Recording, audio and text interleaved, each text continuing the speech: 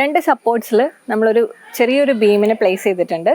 ഇത് ലോഡ് ചെയ്യുന്ന സമയത്ത് അത് ചെറുതായിട്ട് ബെൻഡ് ചെയ്യുന്നതായിട്ട് നമുക്ക് കാണാൻ പറ്റും. ഹായ്, ഐ ആം നീല P Sasidharan, assistant professor at DG college of architecture, Chelembra. Architecture സ്റ്റുഡൻസിന് പൊതുവേ കുറച്ച് കൺഫ്യൂസിംഗ് ആയിട്ടുള്ള രണ്ട് സബ്ജക്ട്സ് ആണ് theory of structures and design of structures. Structural ഡിസൈനിൽ വരുന്ന ബേസിക് ആയിട്ടുള്ള ചില കോൺസെപ്റ്റ്സ് നമുക്ക് ഇന്ന് ഈ വീഡിയോയിൽ കാണാം. രണ്ട് സപ്പോർട്ട്സിൽ നമ്മളൊരു ചെറിയൊരു ബീമിനെ പ്ലേസ് ചെയ്തിട്ടുണ്ട്.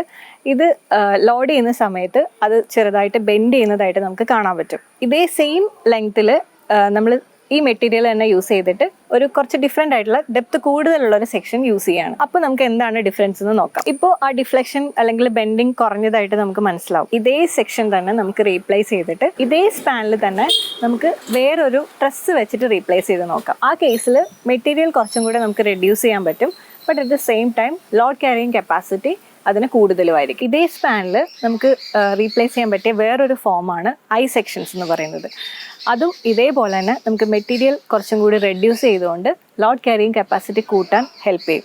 അപ്പോൾ കമ്പയർഡ് ടു ആദ്യം നമ്മൾ കണ്ട ബീമിനേക്കാളും കുറച്ചും കൂടി ലോഡ് ക്യാരിയിങ് കപ്പാസിറ്റി ബാക്കിയുള്ള 3 കേസസിലും നമുക്ക് കാണാൻ പറ്റും. ഈ സ്ട്രക്ചറൽ സപ്പോർട്ട്സ് മാറുന്നതിനനുസരിച്ചിട്ടും സെക്ഷൻസിന്റെ ഡെപ്ത് മാറുന്നതിനനുസരിച്ചിട്ടും അതിന്റെ ഷേപ്പും ഫോമും മാറുന്നതിനനുസരിച്ചിട്ട് സ്ട്രക്ചറൽ ബിഹേവിയർ മാറിക്കൊണ്ടേയിരിക്കും.